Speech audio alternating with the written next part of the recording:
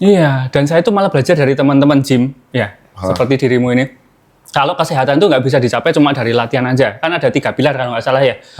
Aktivitas fisik, nutrisi, sama tidur yang berkualitas. Nah, kalau salah satu itu aja nggak ada, sebenarnya kita tuh nggak sehat. Misalnya kita latihannya oke nih, habis itu nutrisinya oke nih, protein dan lain-lain oke. Tapi kalau tidurnya kurang, sebenarnya kita nggak sehat. Makanya kita sering cedera, dan ini kebetulan saya lagi plantar fasciitis, teman-teman.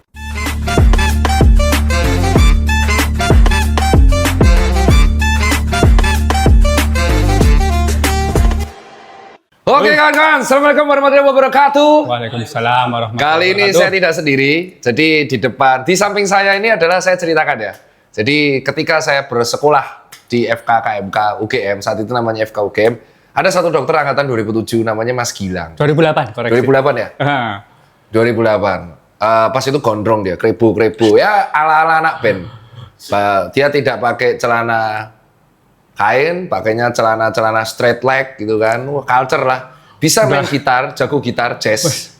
Capoeira bisa. Basket, bal-balan iso. Terus melayu karo ngepit. Akhirnya sekarang beliau sudah samping saya ini lulus sebagai urologi.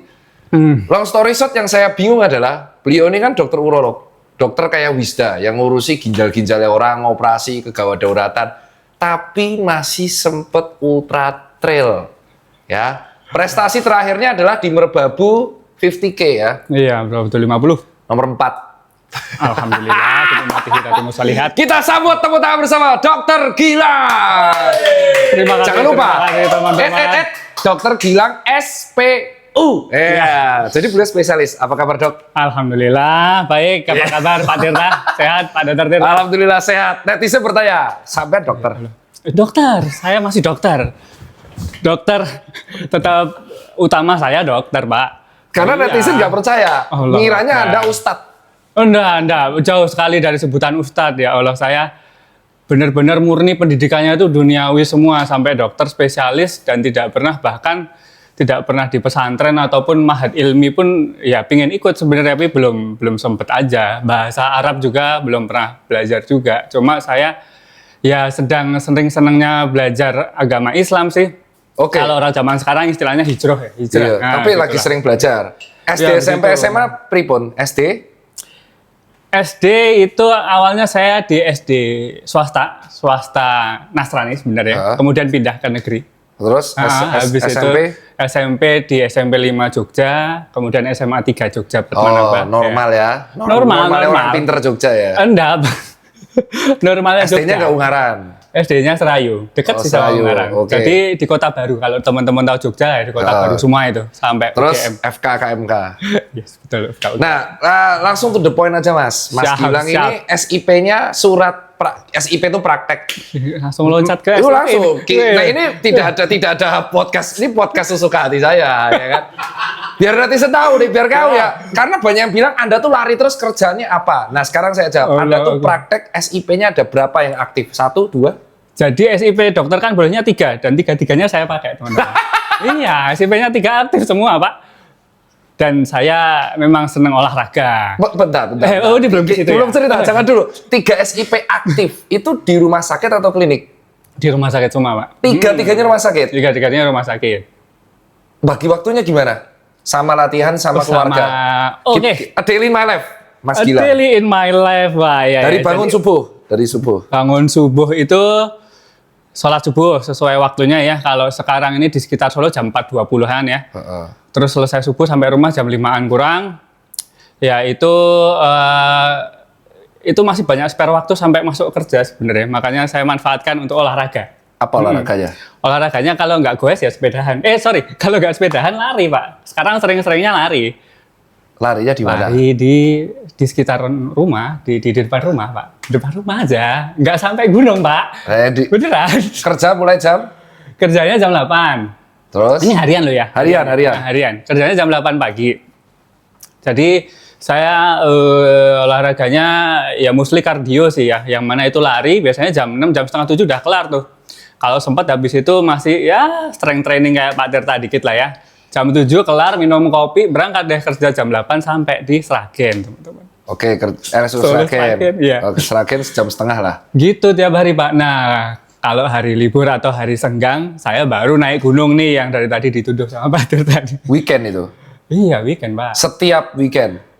Hampir tiap weekend, betul. Pertanyaannya kedua adalah, kan kita dalam trail itu kita tadi podcast ini tayang setelah podcastnya sama Mas Tian.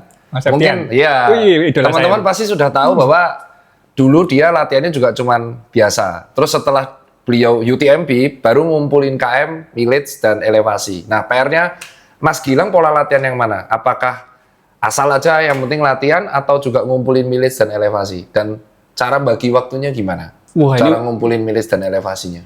Ini menarik sekali dan sebenarnya sangat luas ini teman-teman. Nah, kalau saya sendiri karena saya kesibukannya itu primernya adalah seorang dokter, apalagi dokter bedah urologi, jadi saya tidak terlalu menarget mileage. Saya tidak terlalu menarget mileage, yang mana hari itu saya cukup slow dan cukup fit lah ya. Training readiness-nya baik, ya saya olahraganya agak berat dikit di hari itu. Jadi saya nilai listen to your body lah istilahnya ya Pak ya.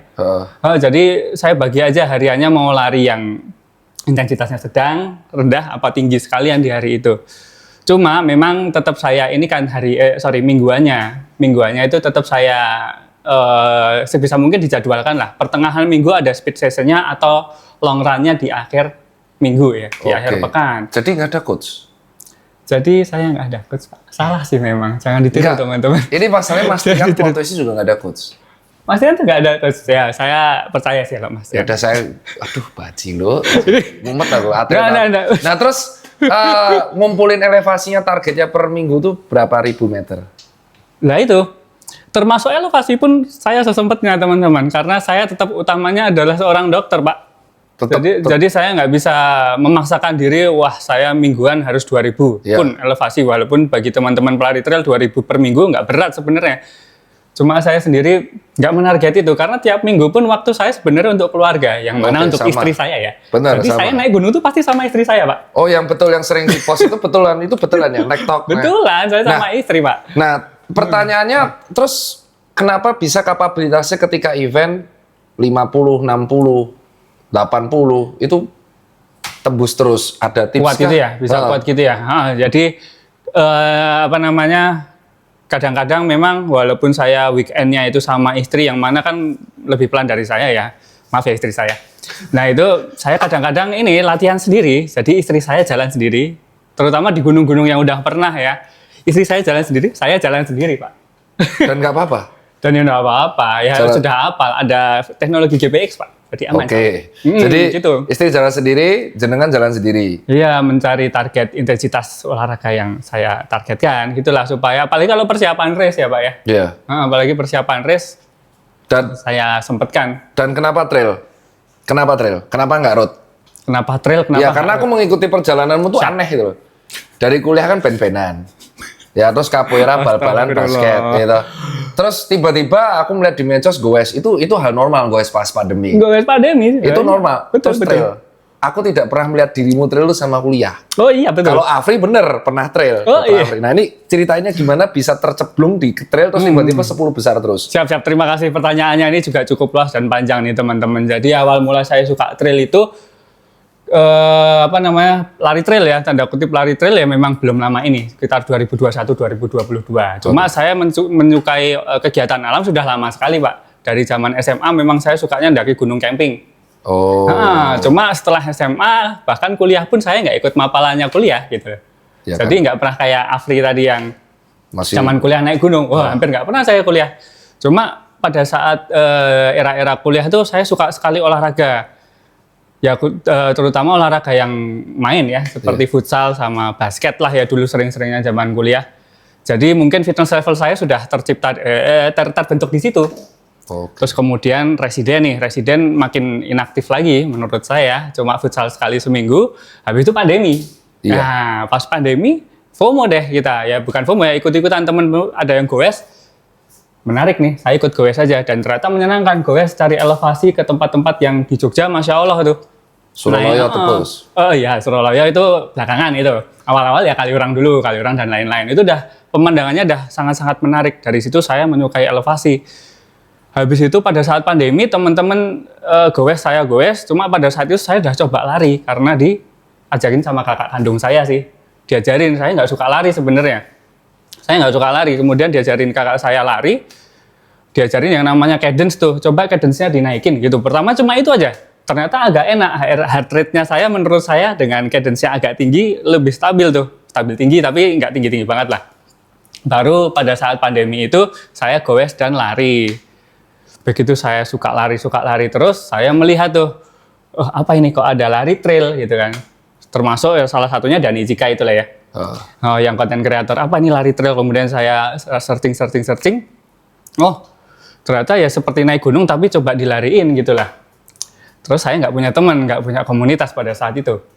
Pengen coba lari trail, ya sudah coba gunung yang sepertinya cukup mudah untuk dilarikan, yaitu Gunung Andong. Itu pertama kali saya coba lari trail tahun 2021. Coba lari trail Gunung Andong, naik turun, ternyata enak dan ketagihan memang. Terus 2022 ikut event. Apa event pertamanya, Dok? Coast to Coast ini 2022 itu Coast to Coast di Jogja itu yang ambil 25. yang 25. Oh, berarti sama Mas Dian. Oh, Mas Dian 2017 tadi cerita. Mas Dian 2017, wah senior beliau. Saya masih 2022 kok itu ikut CTC dan ngambilnya 25, dan itu saya salah ngambil karena kan itu night trail ultra ya. Mulainya jam 4 pagi, Pak. Jam 4 pagi ke 25, baru setengah jam jalan, belum dapat 5 kilo udah azan subuh, Pak. Wah, itu udah waktu itu belum banyak ngaji lagi. Jadi wah gimana nih sholat subuhnya? Ya udah copot semuanya. Waktunya habis, jadi saya nggak ngejar waktu. Ya alhamdulillah event pertama. Tapi tembus antar COT. Under COT. Iya. Nah, waktu itu saya sudah pernah lolos HM sih memang. Lolos half marathon tapi event offline. Waktu itu kan demen-demennya virtual race itu. Ikut event offline 21 kilo. Ya banyak cedera sih waktu itu, karena road pertama ngasal aja, cuma sendirian, solo running, pakai energi yang seadanya, ya udah cuma modal itu, saya beranikan ikut event trail. Nah, terus perjalanannya akhirnya dari trail 25, terus akhirnya tembus ke 40, ke 60, ke 80. 80 deh. 80 udah. Terus ini dong. Nah, akhirnya itu keputusannya gimana? Kan Anda berkeluarga. Oh siap Mas. Tantangan saya terberat ini, saya jujur. Iya, betul. Teman-teman harus tahu kenapa kok Tirta nggak berani ngambil 50. Karena ada ini nih, ada 2 guling-guling krucil-krucil di rumah. Oh iya, ada buntutnya Pak ya. Buntut, dan masih kepikiran nih, aku mentok 30 yang intinya tuh nggak sampai 10 atau 12 jam. Jenengan ini berkeluarga, sayang istri, selalu pulang dan family man. Kenapa istrinya ngizinin Anda keluar sampai berpuluh-puluh jam? Dan di titik mana Mas Gilang yakin, oke, aku upgrade 50. Nah, itu titik kapan, di tahun berapa, dan apa yang dasarnya? Jadi kenapa saya upgrade terus sampai ke kategori ultra itu karena semakin kesini saya semakin pinginan. Kalau orang Jawa bilang, semakin pinginan. Saya melihat teman-teman udah UTMB tuh. Itu aja alasannya sebenarnya. Pengen coba lari di UTMB itu, ngambil yang 100. Ya gimana caranya saya bisa berlari 100 kilo di medan trail seperti itu, ya dengan cara sering-sering ikut event trail yang ultra di Indonesia ini. Ya pertama-tama event ultra di Siksoro Golawu tahun 2023 itu ambil 50 dulu. Coba ambil 50, ternyata beda banget Pak sama trail-trail yang 30 kilo gitu, itu menurut saya beda banget. Ya kayak kata Mas Tian katanya pembeda utama 50-nya sel 50. Itu bedanya apa? Mas Tian kan Mas Tian juga bilang gitu. Iya, dia bilang pembeda terbesarnya ultra itu adalah di 50, Dok. Makanya yang rata-rata event trail race di Indonesia itu yang kategori 50 dikatakan ultra ya. Karena kalau yang tubuh saya rasakan pada saat ikut ultra pertama itu ngerasakan yang namanya ngebong itu loh, bongkit itu loh. Bong yang benar-benar energinya habis. Mana pada saat itu event ultra pertama saya nggak tahu yang namanya fueling energi cepat yang jenis. Nggak ada. Oh nggak tahu ya, saya cuma ngasal aja. Dari water station pokoknya. Oh iya, sama water station, sama saya yang ngasal aja persiapan gel dan energi bar yang seadanya. Saya nggak baca. Ya saya salah sih, saya dokter padahal. saya nggak baca ininya dulu Pak. Saya nggak baca apa ya, sport science-nya dulu. Jadi cuma sejam sekali minum gel, sejam sekali apa energi bar. Nah akhirnya ngebong di KM 30 kayaknya waktu itu mau naik hampir puncak Lawu itu. Waduh, lapar banget Pak. Tapi waktu itu belum sampai mual-mual ya, nggak tahu kenapa ya.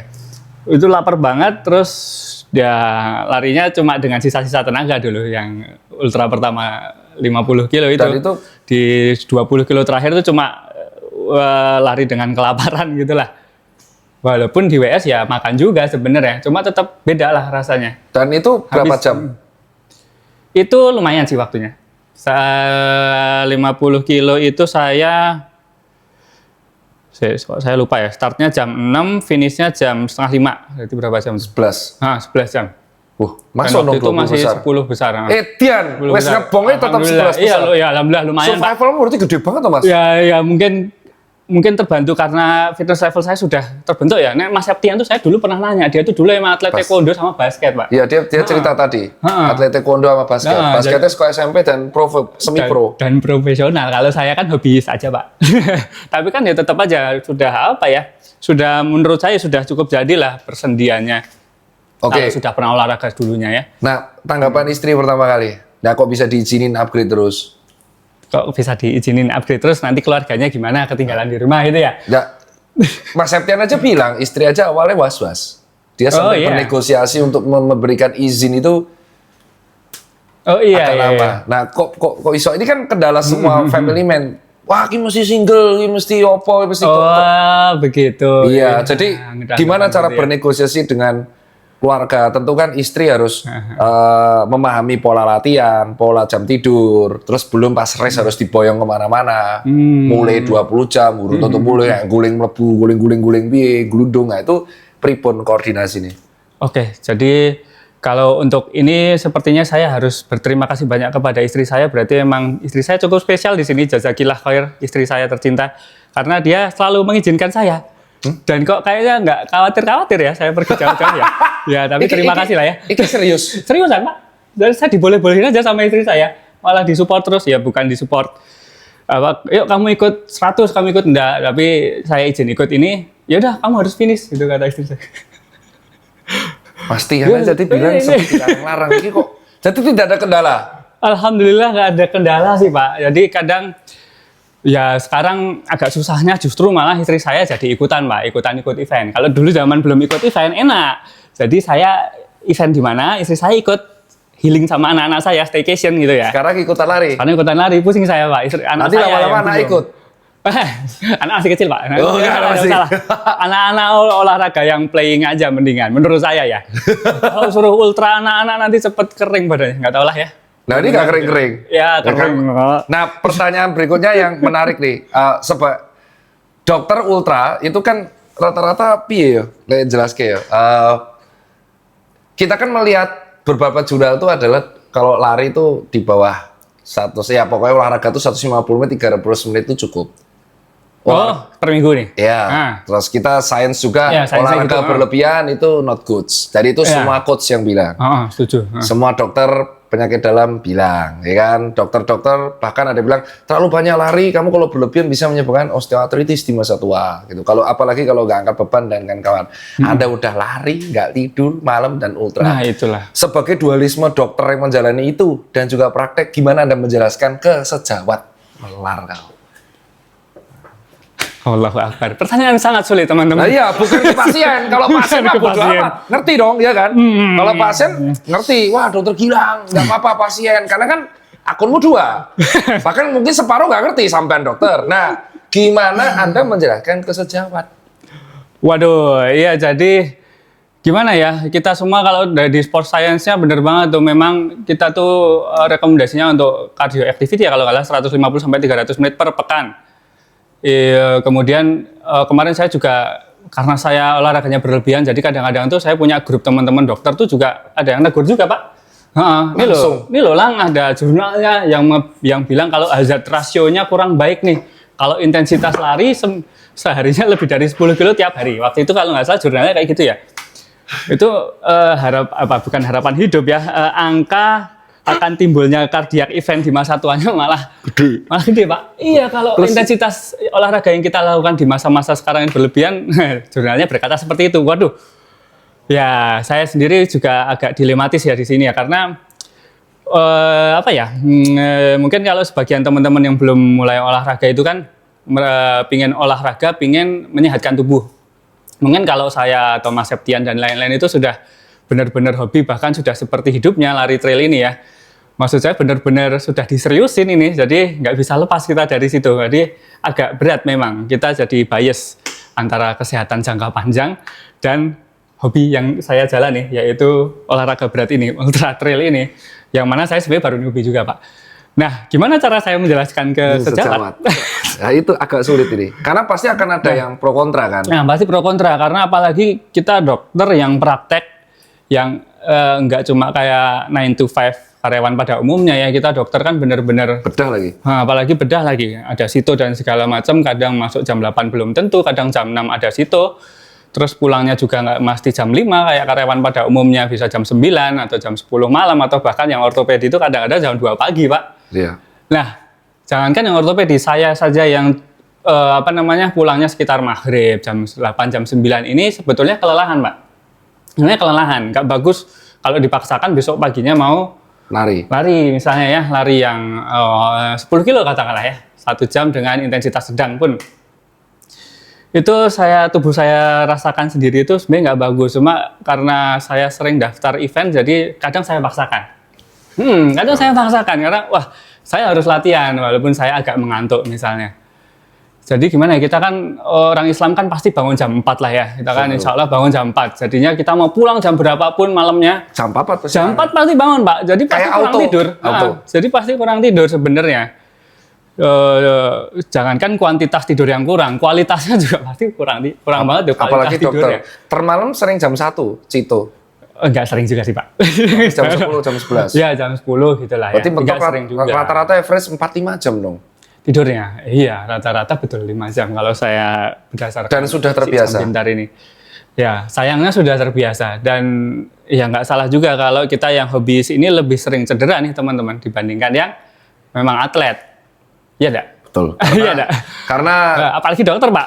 Ya, karena kita sudah kena stres itu double. Satu stres dari latihan, yang kedua adalah stres dari kerjaan. Dan itu fatigue-nya jadi berlebihan. Ketiga faktor umur, itu nggak bisa dipungkirin. Iya, dan saya itu malah belajar dari teman-teman gym, ya, seperti dirimu ini. Kalau kesehatan itu nggak bisa dicapai cuma dari latihan aja, kan ada 3 pilar kalau nggak salah ya. Aktivitas fisik, nutrisi, sama tidur yang berkualitas.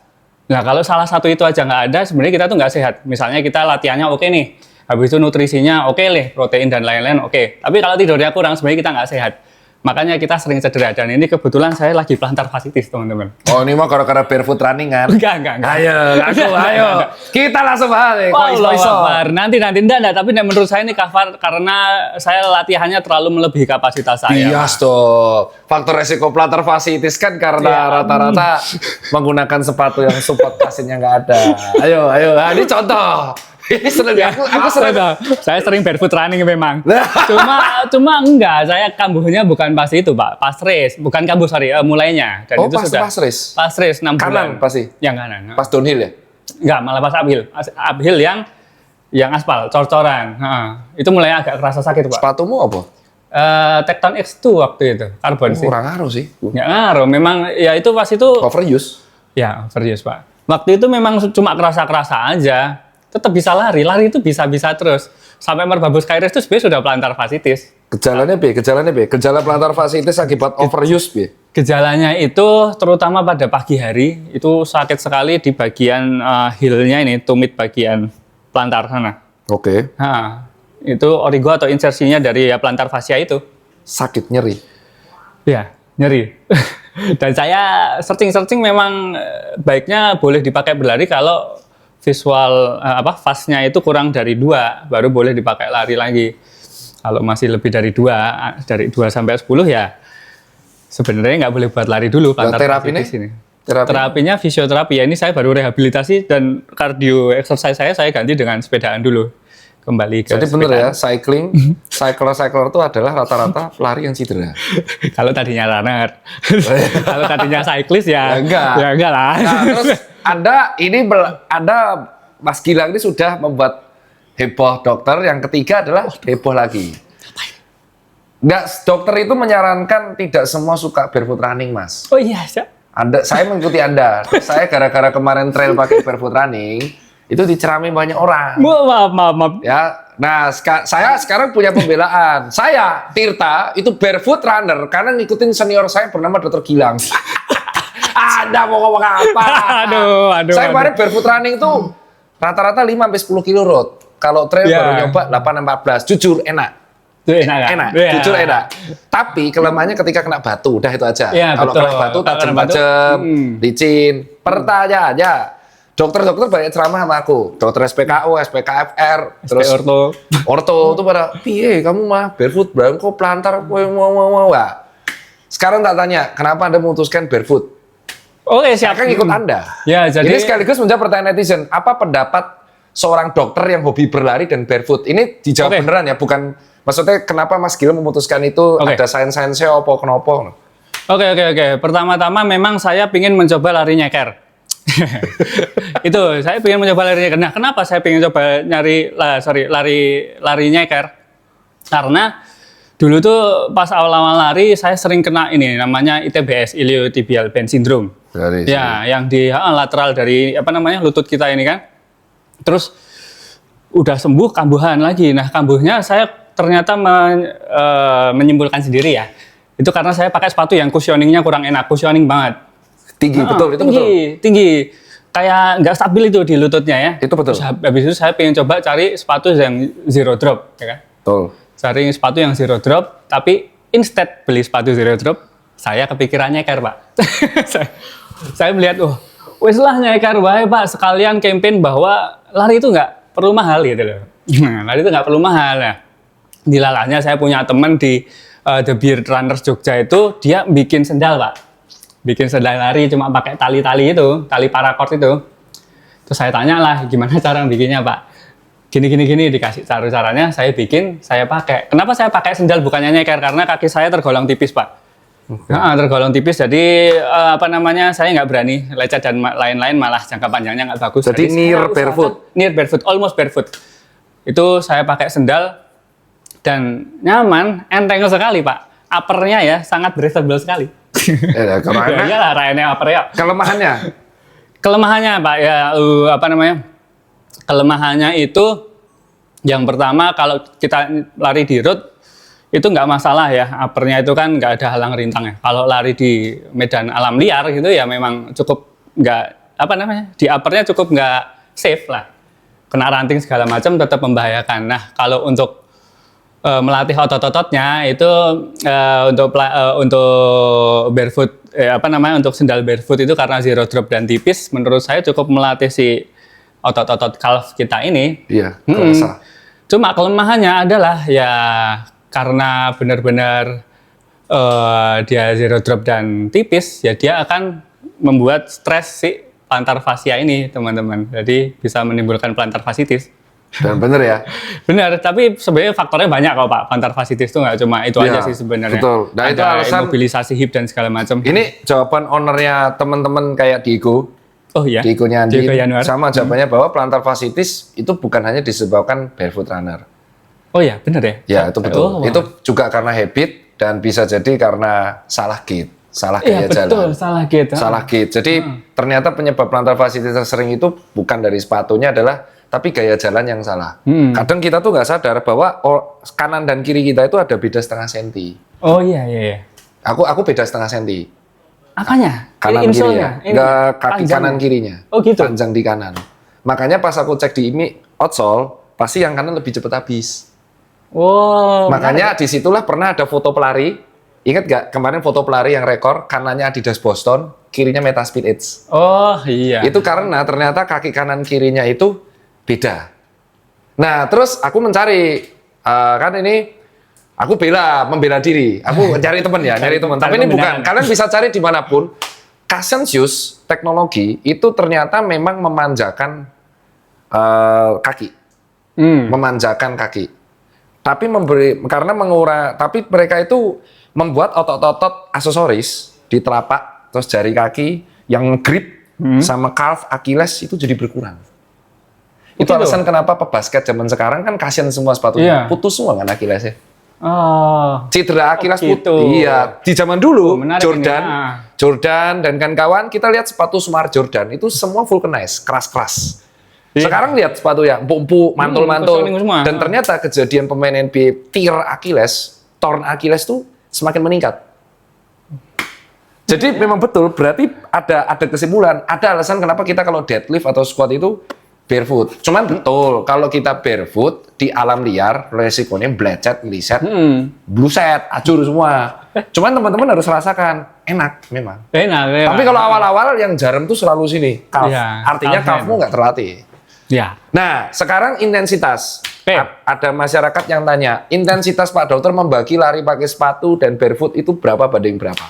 Sebelum saya kena plantar fasciitis ya, saya kalau harian waktu itu sering sekali pakai barefoot. Jadi hari-hari kerja gitu saya pakai barefoot, kecuali hari-hari yang speed session ya, saya baru pakai sepatu. Dian, 8 banding. Jadi easy run saya pakai barefoot running itu, teman-teman. Jadi apa ya? Ya toh juga nggak buat kenceng-kenceng dan nggak buat jauh-jauh juga gitu di hari tersebut. Jadi saya pakai aja si barefoot running. Dan salah satu alasan yang bukan alasan primer juga ya, kita ngirit umur sepatu, Pak. Oh iya benar, karena sepatu Kasin itu umurnya ada Ya kan? semakin singkat. Makin sering dipakai kan entah apa solnya yang habis lah atau uppernya sobek atau apa ya. Jadi sekalian ngirit kita barefoot aja gitu. Dan itu berarti buat teman-teman itu menjawab pertanyaan kenapa Porter Rinjani pakai sendal jepit ototnya gede. Oh iya. Ya, karena barefoot. Coba dia disuruh pakai ortus, guling yang ada malah. Jadi kejawab ya berarti ya. Bukan berarti kita, wah kata dokter gila naik gunung pakai sendal. Saya cedera semua. Bukan, menyarankan kalau mau pakai nggak apa-apa, cuman ototnya terlatih. Iya. Nah, pertanyaan berikutnya soal energi gel. Oke, siap. Sebagai seorang dokter, terus Anda juga trail run, Anda pakai energi gel atau kayak Mastian? Mastian itu bahkan minimalisir. Dia pakai energi gel itu baru tahu setelah UTMB. Karena ada mandatory 4. Oh ya, Dia bilang sendiri sama aku. Tadi kaget aku. Aku pakai energi gel itu gara-gara ada mandatory 4. Terus dia tuh makannya tiap hari, makannya tuh dari mengamalkan water station talk. Nah sekarang dari Mas Gilang itu mandatory makanan apa yang harus dibawa? Apakah bawa onigiri, coki-coki, yupi, atau bawa energi gel? Mungkin diceritain. Real foodnya ya? Oh sama energi gel juga semuanya, ya? makanannya. Kalau misalnya rutenya 80 atau 50. Oke siap, jadi kalau saya manajemen fuelingnya itu saya target dulu nih. Saya mau finish berapa jam antara berapa jam sampai berapa jam. Misalnya 16 sampai 20 jam ya di kategori 80 misalnya ya. Saya mentarget situ, lah nanti dari situ saya breakdown aja. Saya per jam mau 1 gel misalnya. Saya biasanya gitu sih. 1 jam 1 gel. Nanti di situ kan ada kalorinya ya. Tuh. Ada kalorinya ya itu harusnya dihitung. Cuma saya agak ribet di situ.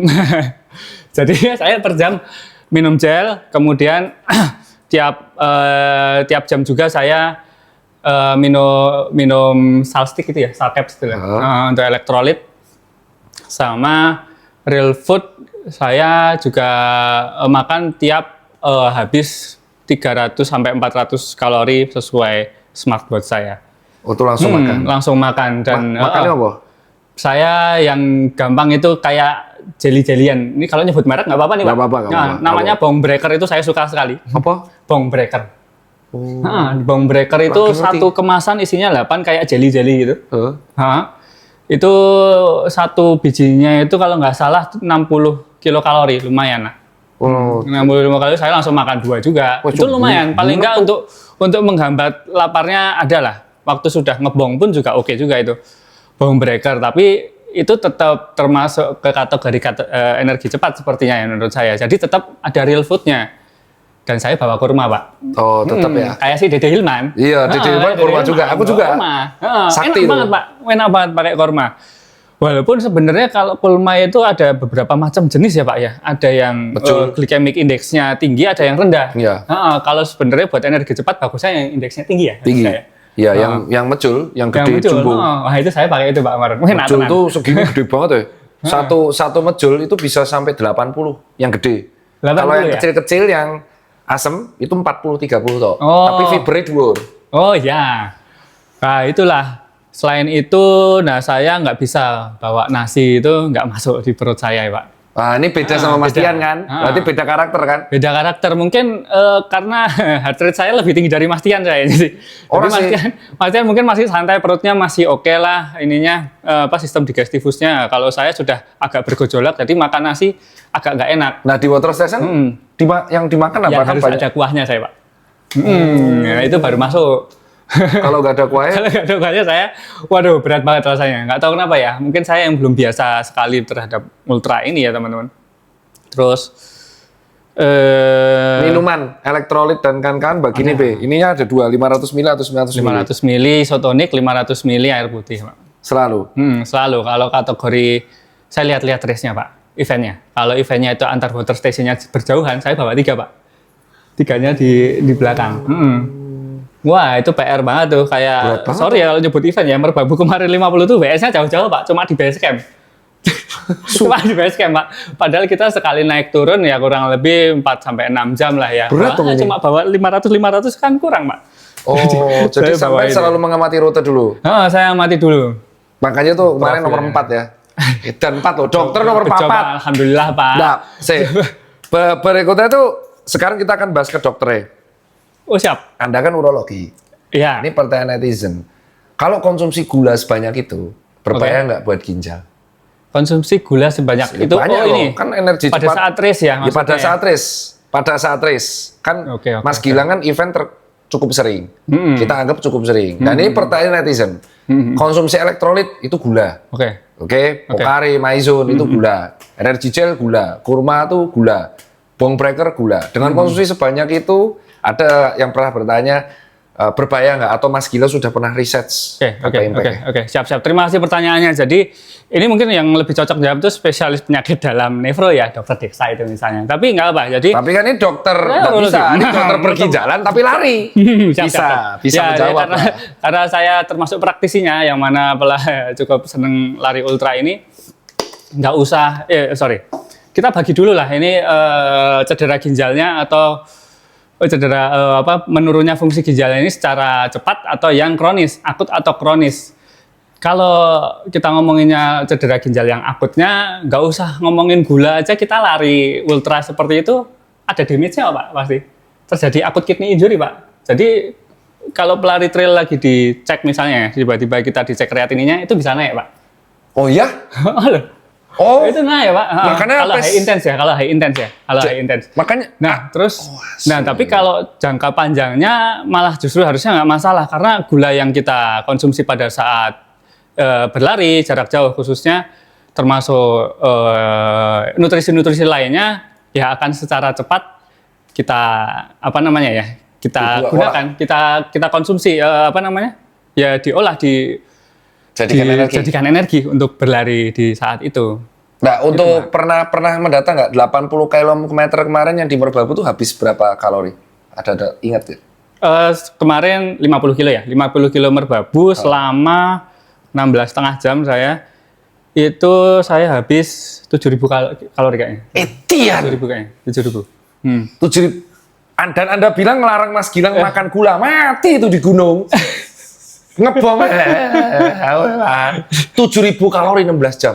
Iyalah Pak, masa nggak makan gula di 7.000 kalori Pak? Nah, betul ya. Nah, berarti bener ya jawaban. Aku kemarin pas dokter Desa sempat cerita sama aku, banyak pelari trail yang habis pelari trail tuh kencingnya bisa merah.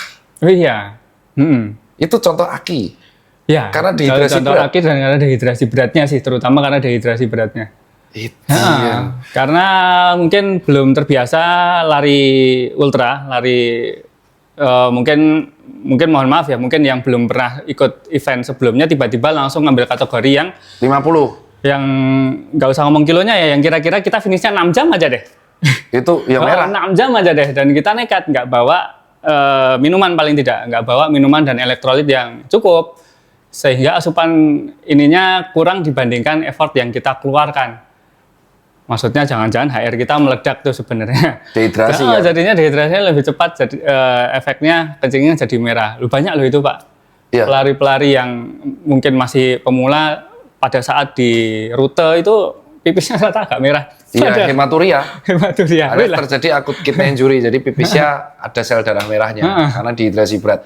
Nah, aku menariknya di sini menggarisbawahi dokternya lagi. Apakah di masa depan, ini tanya serius ya, ada SIP3, apakah Anda di masa depan akan mengorbankan satu SIP demi hobi? Oh, sudah kepikiran itu kah? Jelas tidak teman-teman. Saya tetap utamanya adalah sebagai dokter. Jadi kalau pertanyaannya cuma spesifik mengorbankan satu SIP, yaitu wallahu a'lam ya, enggak tahu ya. Cuma kalau mengorbankan SIP untuk berlari trail, saya enggak. Nggak akan kan? Saya nggak akan. Jadi saya tetap utamanya ya saya sebagai dokter.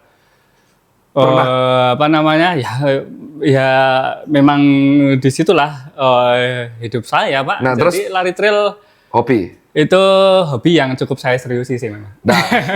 Nah terus kalau kejadian kayak kemarin tuh lari besok di UTMB, misalkan insya Allah keterima balotnya. Ini balot pertama ya? Kemarin iya nggak lolos Pak saya Pak. Kan kalau kata Mas Tian 2 kali kalau lolos, nanti yang ketiga koefisiennya 2 kan, jadi langsung dinaikin auto. Oh baru tahu saya. Itu ngomong sama Septian. Oh siap. Nah kalau misalkan alhamdulillah ketompo UTMB, kan jedanya poinnya 2 tahun toh. Jedanya 2 tahun ketompo UTMB. Gimana Anda cara ngatur jadwal operasinya? Oh untuk latihan ya? Enggak, piye. Ya itu tidak bisa di. Ayo jawab loh. Katanya tadi nggak mau ngorbanin SIP. Sekarang terima lah UTMB. Saya 100. Oke. Anda harus latihan. Ya saya harus latihan dan mau nggak mau itu pasti ada target latihan, paling nggak kita gampangnya latihan pekanan ya, mileage pekanan atau dan elevasi pekanan ya biasanya ya. Dan itu mau nggak mau saya harus mengorbankan waktu saya yang lain, termasuk waktu bersama keluarga atau waktu bekerja saya.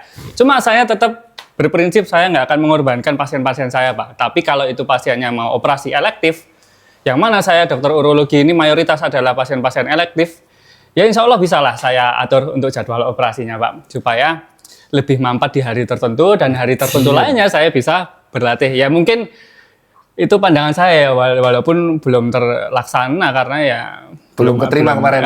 Iya, belum ada rencana event besar seperti UTMB Pak. UTMB mau diincar berapa kilo? 100 atau 170? 100 dulu Pak. Oke. Di tahun ini ada event Indonesia banyak. Kemarin 4 besar masuklah Merbabu 50 yang menurutku rutenya termasuk berat. 50-nya Merbabu tuh berat loh. 10 kilonya aja tuh 1.000 elevasinya. 20 kilonya 2.000, 50 kilo kemarin 5.000 kan? 6.600. Motiar weh. Jadi itu kalau dari websitenya itu memang setara dengan 100 kilo. Maksudnya running effortnya itu setara dengan 100 kilo yang 50 itu. Ya, yang 10 kilonya Merbabu Sky Race kemarin itu, seperti half marathon. Makanya kemarin banyak yang marah-marah. Pak. DNF, karena apa 10 kilo? Ya karena tuh Merbabu itu bahkan menurutku Merbabunya Skyrun itu tuh mirip-mirip sama Arjuna. Kayak mantra kesulitannya. Ya, kesulitannya seperti elevasi itulah. Jadi 10 kilonya di Merbabu Sky Race kemarin itu kayak HM. Apa ya namanya ya? Berbeda dengan 10 kilo trail lainnya lah, karena elevasinya udah 1.300 Pak. Dan 20 kilonya tuh kayak FM. Nah, yang DNF kan rata-rata di 20 kilo. 10 juga Pak. 10 nggak sampai 50% kemarin. Hah? Iya. Itu berarti lebih buruk dari tahun lalu. Oh iya. Lebih berat Pak. Oke, berarti saya lumayan bangga ya. Ya. Dulu saya 10 kilo tuh 2,5 jam loh saya. Sekarang tuh. Walaupun sekarang di 30 cedera.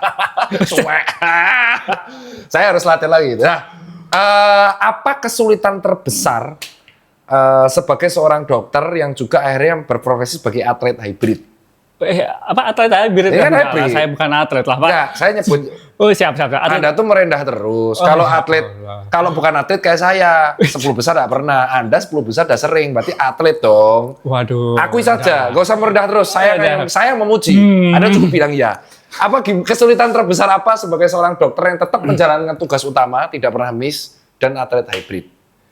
Ya kesulitannya jelas di, kalau saya bilang waktu klise ya sepertinya ya. Selain waktu ya, kesulitan terbesarnya adalah waktu istirahatnya Pak.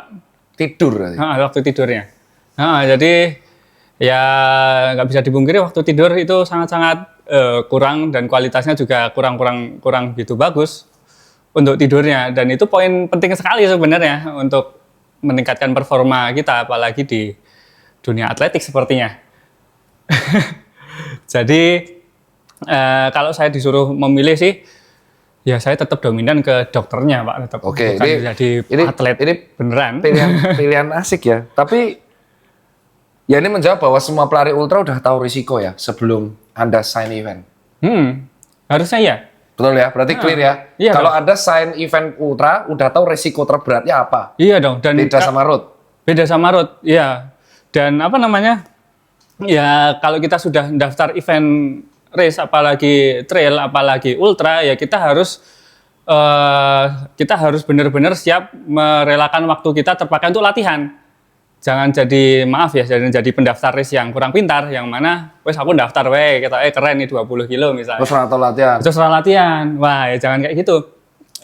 Kita harus jadi yang lebih pintar sedikit lah. Kita harus mengorbankan waktu kita untuk latihan. Kalau perlu hire coach, Pak. Kalau perlu hire Anda coach. aja nggak hire coach kok, Anda nyuruh orang. Tak tinting ini Saya Pak kan punya Dokter. coach online seperti Pak Dewa. Pak Septian kadang tak tanya juga. Ya Allah. Iya. Tapi Septian juga nggak, Pas Septian juga nggak ada coach tuh. Sampai aku bingung nih kenapa yang pro nggak pakai coach. Pakai lah, itu bro pada pakai coach. Soalnya saya karena ya apa ya, saya ya saya ingin tetap independen, jadi saya nggak seperti teman-teman yang serius atlet lainnya. Aku tahu Dan jawabannya kok kenapa kebetulan. sampean nggak mau coach. Apa? Karena coach itu kan nggak bisa menyesuaikan waktumu terus. Iya betul sekali Pak. Coach itu kan sudah punya program ya, ini hasilnya. Iya betul, karena saya suka dengan keindependenannya saya, jadi saya kurang begitu bisa kalau benar-benar Ayo diatur. jam 7 latihan, jam 9. Ya kan? Jangankan coach lah. Ya ini memang nggak ada sponsor masuk sih ya. Cuma kalaupun misalnya ada sponsor yang menuntut saya ini itu, mungkin saya akan keberatan juga sebenarnya. Misal suruh konten pas lagi lari. Gitu nggak apa-apa. Tapi kalau misalnya sponsor kamu harus 4 besar misalnya, waduh. Ya kan ada ya mungkin ya sponsor yang pingin kayak gitu. Waduh, saya mungkin akan berat juga walaupun nggak ada sponsor masuk juga ya Pak ya. Iya. Tapi jangankan coach kayak gitu aja saya nggak berani mengorbankan waktu saya sebagai dokter Pak. Nah ini aku asik nih. Kita tepuk tangan dulu nih. Ya Allah, ini tetap. berlebihan. Nah, pertanyaan terakhir ini 3 pertanyaan terakhir cukup sensitif. Sup, namanya urologi pasti akan kepikiran sup. Oh iya betul. Anda kepikiran sup spesialis? Ingin Pak. Kapan? Oh kapan pertanyaannya? Oh iya, Kirain apa pertanyaan? Bukan apa, kapan? Bukan apa sih sudah tahu kapannya. Ya, saya pingin sekali bisa melanjutkan jenjang pendidikan ke subspesialis. Pinginnya tahun depan atau tahun depannya lagi, Pak. Nah, terus kalau di tahun depan, nah ini dilema. Kenapa? Ya karena saya pengen menyesuaikan kalau misalnya saya keterima UTMB, Pak. Tapi saya baru mau ngomong. Asu. Nggak tahu, Pak. Nah, kalau misalkan ada tawaran bener-bener riset tahun depan, UTMB ini ketompo, tapi ada juga dapat rekom subspesialis. Oke. Ada keterima nih subspesialis ketompo, tapi UTMB ketompo. Tapi subspesialisnya apa yang Anda lakukan? Kalau itu terjadi beneran di tahun depan? Kalau itu terjadi beneran, saya utamakan subspesialisnya, teman-teman. UTMB saya relakan UTMB, iyalah Pak. Kalau ternyata konsulennya bilang, ya wis rapopo, kowe kelar ke UTMB sih, wis rampung lagi su.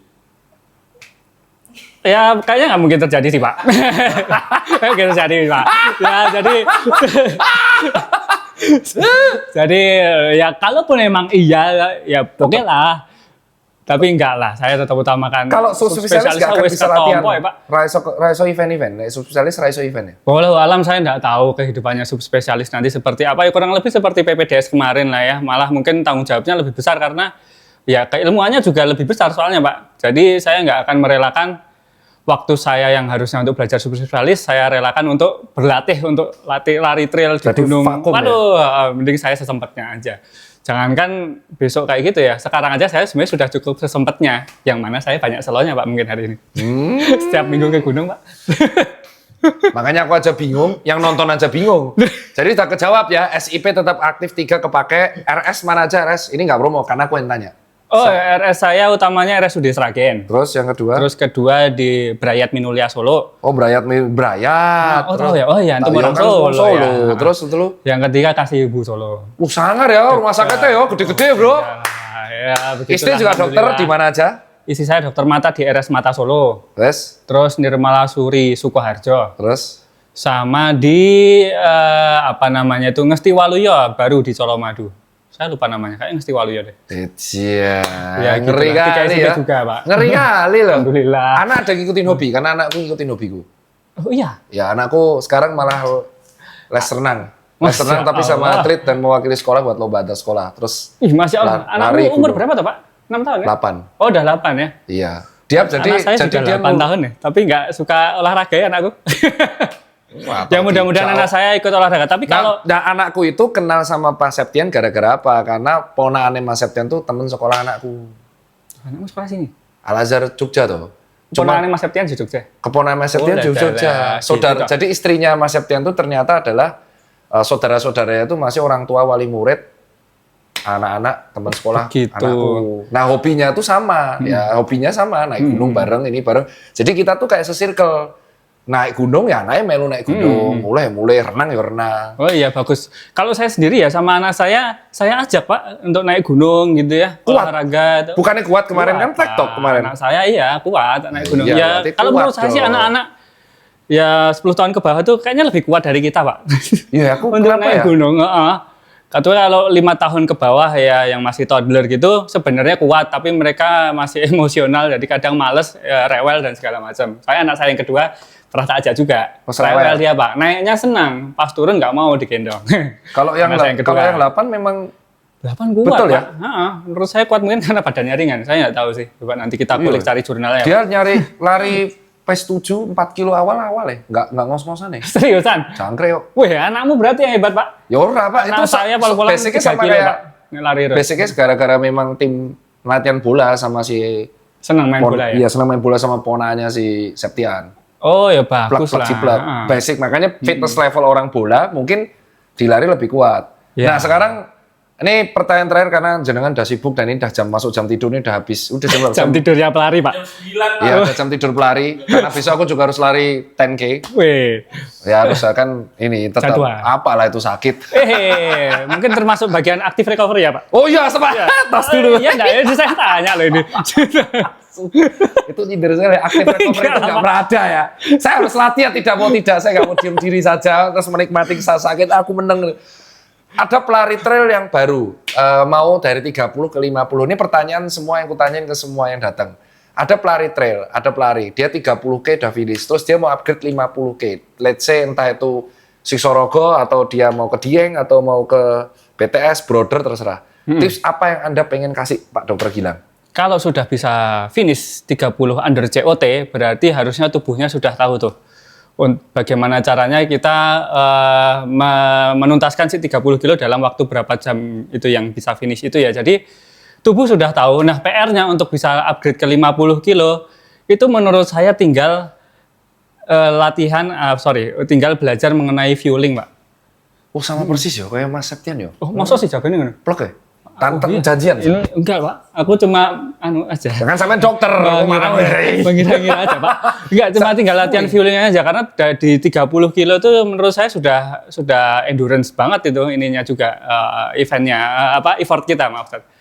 Effort kita di lari 30 kilo sudah terbentuk lah endurance-nya dan kita ada hafal dan kita udah tahu juga latihan apa yang kita lakukan untuk bisa lari 30 kilo itu. Jadi untuk latihannya untuk ke 50 kilo, latihan fisiknya ya bisa lah dinaikin sedikit intensitas dan frekuensinya.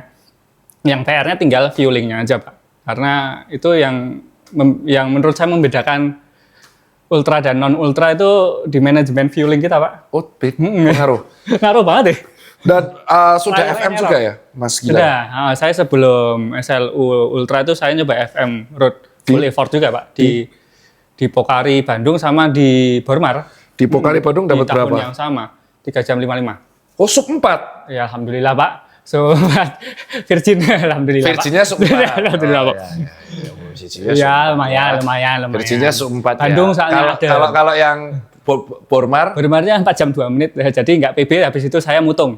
Saya nggak mau road lagi. Karena bukannya PB malah Pak. Itu kan karena tanjakan. Terus iya panas sih, panas dan tanjakan. Alasan Pak.